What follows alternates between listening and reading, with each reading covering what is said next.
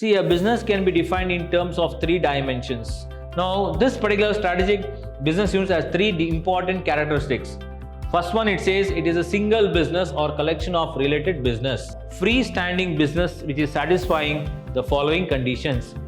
Be large enough to justify senior management attention, but small enough in order to serve as a useful focus for resources allocation.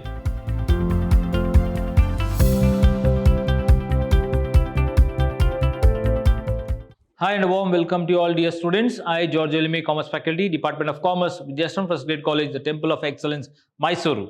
Dear students, today we shall take up session 2 for Unit 4, that is Organization Structures. So in the last session, I was explaining to you about the introduction part of the organization structure. I told you what is an organization structure, what are the benefits of it, and which are the different types of organization structures, right?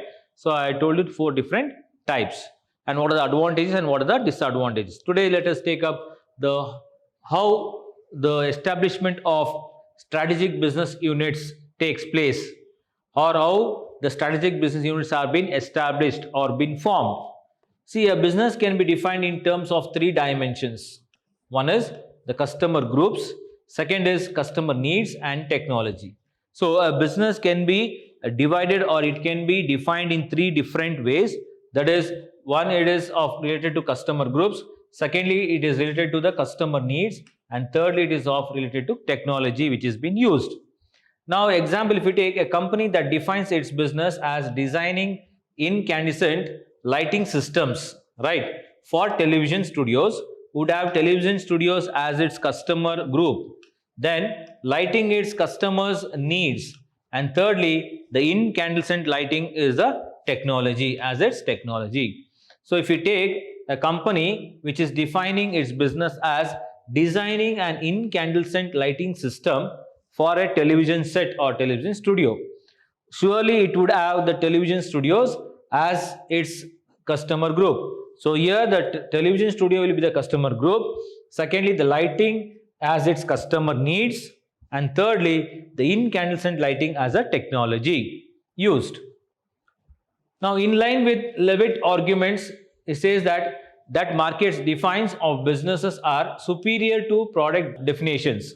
So it says Levitt's arguments that market definitions of a business are superior to product definitions, because it says these 3 dimensions surely describes the business in terms of the customer satisfying process, right, and not the goods producing process. So according to Levitt's argument, he is argued that the market definition of a business are superior, or that is very much important or more important or superior than to the product definition, because these 3 dimensions describes the business in terms of what? The customer satisfying process and not of goods producing process. Therefore it says the Xerox products definition would be we make copying equipments, while its market definition would be we help to improve the office productivity. See, there is a difference between both. So Xerox product definition is what? We make copying equipments, and it says market definition of Xerox product will be we help in improve the office productivity. So similarly, if you take Missouri specific railroads, product definition would be we run a railroad. We run a railroad, while its market definition is what? We are the people and the goods mover. We are the people and the goods mover. So here students, it says large companies normally they manage quite different kinds of businesses, right, for each requiring its own strategies. So they will be having the different strategies. So like General Electric as one of the example, if you take as established strategic business units. Now this particular strategic business unit has 3 important characteristics. First one, it says it is a single business or collection of related business. So it may be a single business or a collection of different businesses, right, related business that can be planned separately from the rest of the company. So you can plan it from rest of the company. So whether to have a single business or a collection of similar businesses. Now secondly, it says it has its own set of competitors. So here when you are doing some business, surely you will be having your competitors for your products or for your company.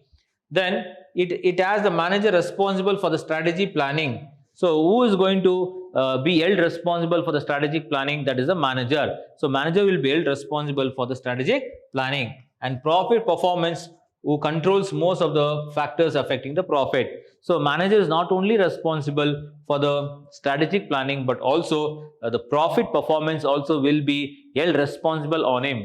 So he need to look into achieving or earning profit also for the company.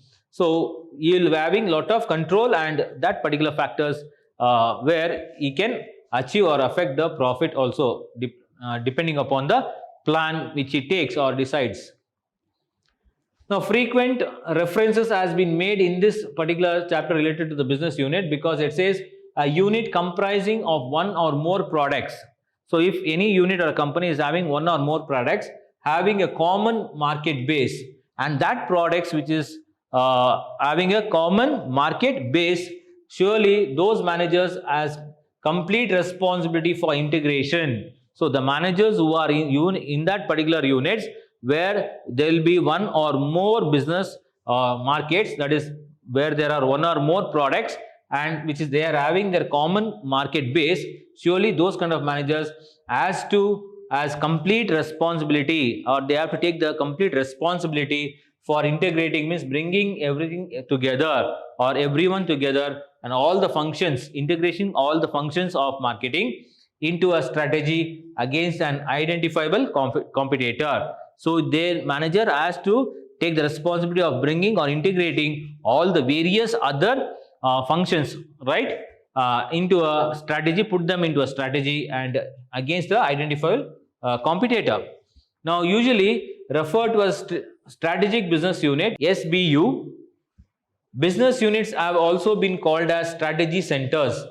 Now these business units are also called as strategy centers, strategic planning units or independent business units. So all this one and the same. So strategic business unit can also be called as the strategic centers, strategic planning units and independent business units. Now the philosophy behind this particular strategic business units concept is what? It says it has been described in this way. That is, a diversified firm should be managed as a portfolio of businesses. Diversified business firm means where that particular company is having different companies or they are having different line of businesses, right? It should be managed as portfolio of business with each business unit serving clearly defined. So here whichever the diversified companies or diversified units are there, that units should be clearly defined, that is the product market segment with clearly defined strategies. Now each business unit in this portfolio should be developed into a strategy tailored, and it should be having the capacity or capability and competitively in order to achieve that particular or to be or to enter into competitive world, so that it says its capabilities and competitive needs but consistent with the overall corporate capabilities and the needs, capability and the needs. Now the total portfolio of a businesses, how it should be managed by allocating capital. So the total portfolio of a business, it should be managed by allocating the capital, that is the funds, and managerial resources, that is the skills and talents of the employees, in order to serve the interests of the firm, right, as a whole to achieve balanced growth in sales, earnings, then the asset mix at an acceptable and controllable level of risk. And what is the essence of this particular SUB here is the portfolio should be designed in such a way and managed in order to achieve the overall corporate strategy. Next is identification of the since former strategic planning begins to make inroads in the corporations in a strategic business. So in 1970s, a variety of new concepts developed, right, for identifying a corporate units, that is opportunities for speeding up the process of a strategic development. And the SUB concept was developed in order to overcome the difficulties which was posed by the profit centers, that is the type of organization, profit center type of organization. Therefore, it says the first step in the integration product market strategies is identifying the firm's strategic business units. Now this amounts to identifying natural businesses where it says in which the corporation is involved. SUBs are not necessarily synonymous with existing divisions or profit centers. Now this strategic business unit is composed of a product or a product lines which is having identifiable independence from other products or other product lines, that is in terms of competition. That is not only the competition but also in terms of prices, then suitability of the product, then the style and the quality of the product, the impact of the product and the withdrawal of the product. And also it says what the configuration of these products of this particular business strategy, it should be designed in such a way that in today's organization, if you see, the strategy may be encompass products found in more than one division. But if you say by the same token, some managers in the organization, they may find themselves managing 2 or more natural businesses. So one manager will be able to, is having so much capacities and he will be capable in managing 2 or more businesses, and it does not necessarily mean that the divisional boundaries need to be redefined. So just because some manager, they find that themselves they are managing 2 or more natural business, it doesn't mean that it is necessary that the divisional boundaries need to be redefined again. And SUB, that is strategic business unit, can often overlap divisions. A division can include more than one strategic business units.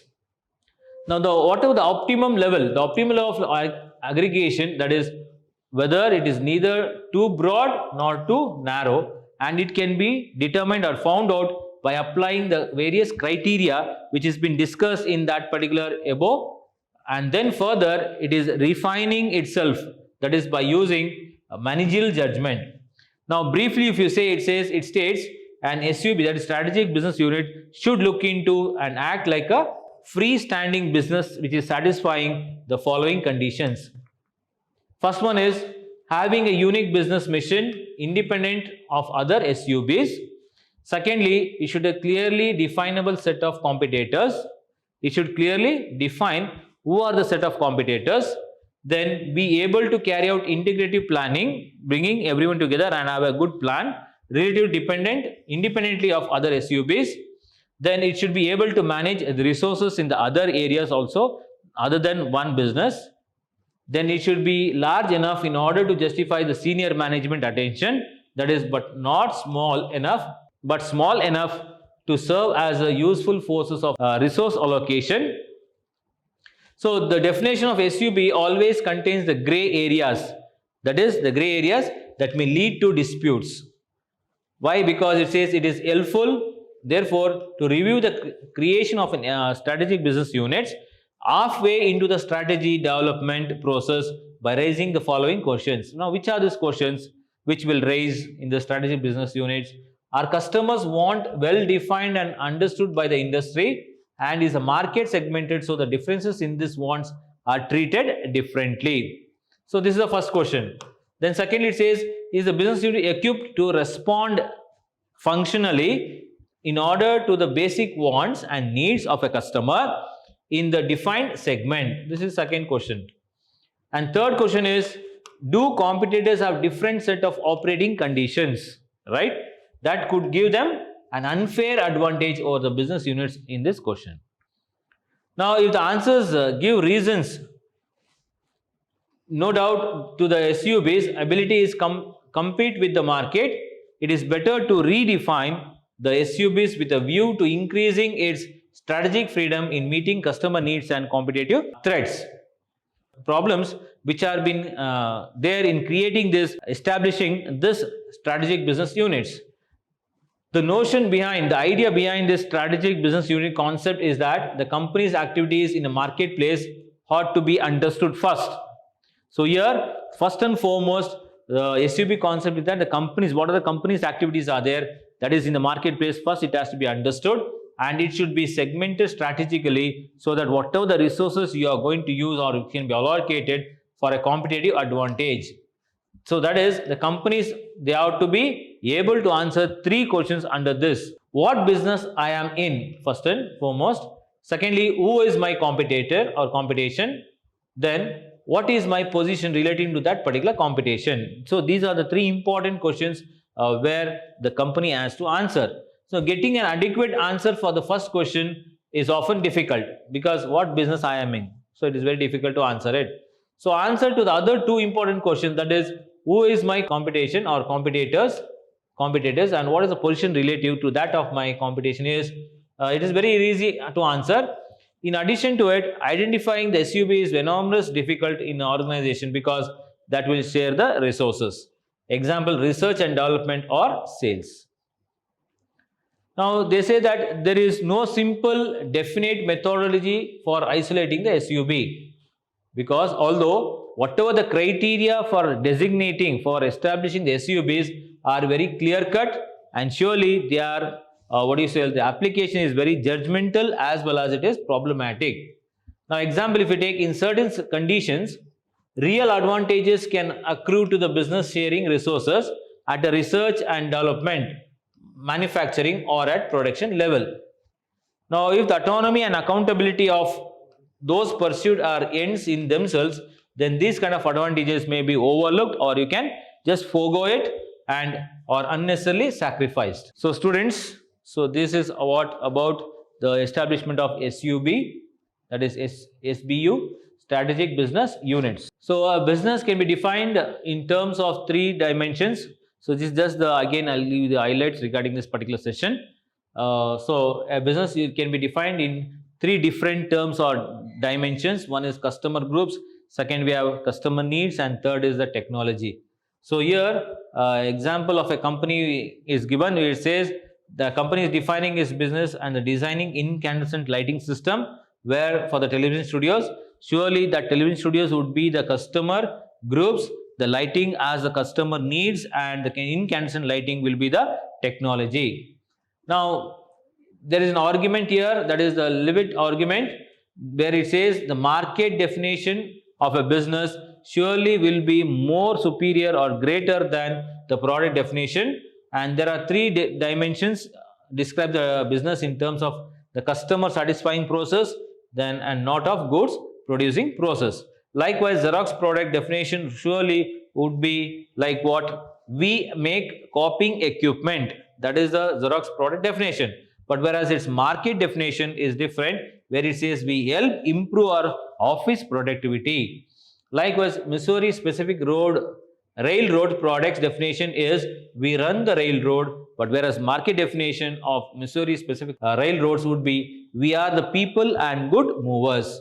So, likewise, large companies normally what they do, they manage quite different of business units, and each unit will be, or business requires its own strategies.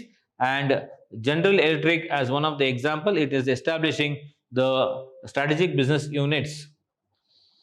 This strategic business units has three characteristics. One is it is single business or a collection of related businesses that can be planned separately from the rest of other company. Then it has own set of competitors. Then thirdly, it is a manager responsible for strategic planning and profit performance, who controls most of the factors affecting the profit. Now, here you can see here frequent reference has been made in this particular business unit, that is the unit comprising of one or more products.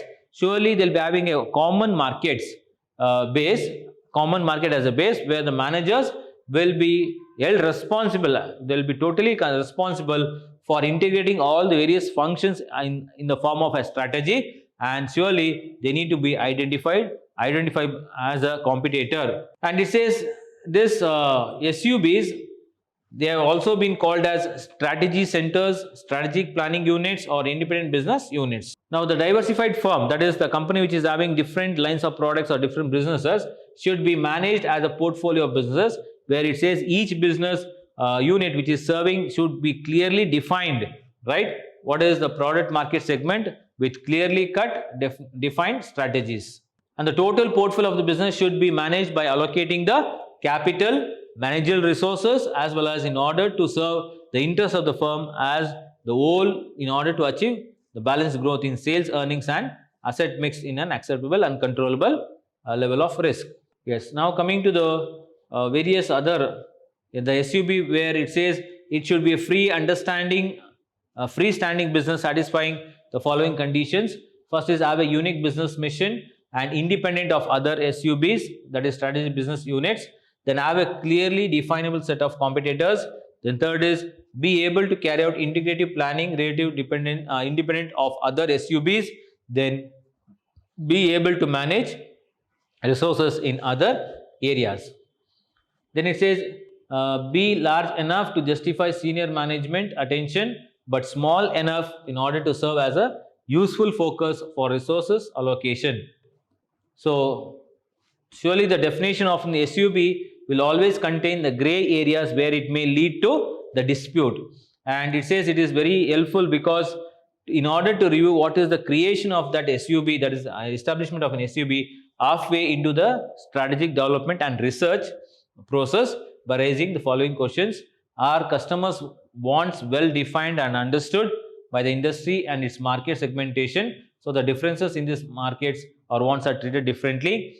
Or is the business units equipped to respond functionally to the basic wants and needs of the customers in the defined segments? Do competitors have a different set of operating conditions that could give them an unfair advantage over the business unit in the question? So it says if the answers can give the reason, no doubt about the SUB ability to it is having ability to compete in the market, it is better to redefine the SUBs with a view to increase the strategic freedom, that is in meeting the customer needs and competitive threats. Now problems in creating SUBs. So questions arises here: what business I am in, who is my competitor, or what is my position relative to that of competition, all this. So for the first one, it's very difficult to give the answer, but in addition to that, second and third, it says it is very easy to answer, where identifying SUB is enormous difficulty in difficult situations so that it can share the resources, that is research and development and sales. So students, these are the important topics which are covered to you today under this particular session 2. Hope you understood. So please go through this particular sessions, so it will be useful for you on part of examination. So see you in the next class, students. Until then, take care. Have a nice day. Thank you, students.